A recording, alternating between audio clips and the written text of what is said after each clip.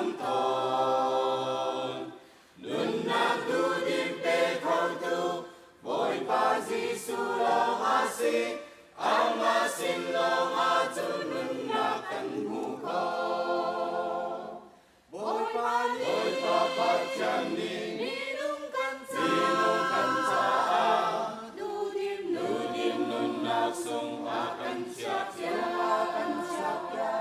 a xiang khâu ti lo mi mi nun na chu nun na sung chu châu kan du cha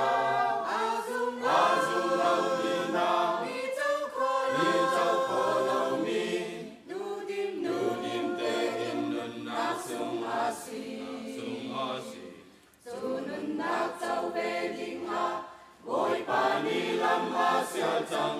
na zum a chun nun na nu dim na châu lai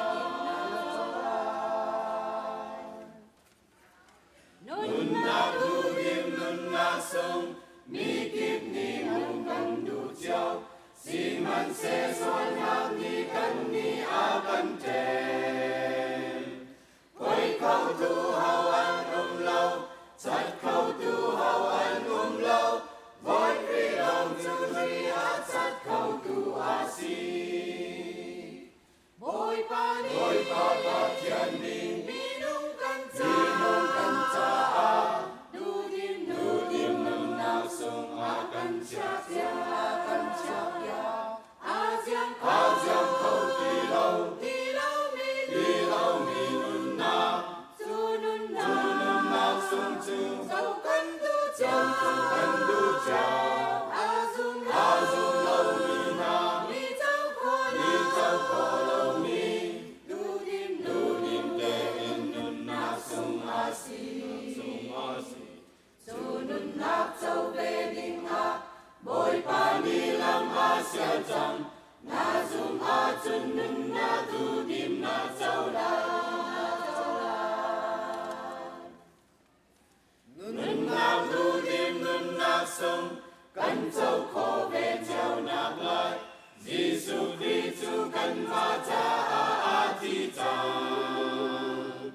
kan ma cha a thâu chan kan ma cha a nong chan a zum mi long nun na tu dim an mu la boy pa chan ni mi nung kan cha nu dim nun na sung a kan chap ya a xiang khâu ti lo mi nun na chu nun na sung chu châu kan du cha a zum lâu mi na mi châu kho lâu mi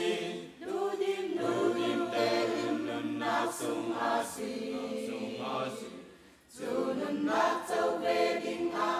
boy pa ni lam a sia chang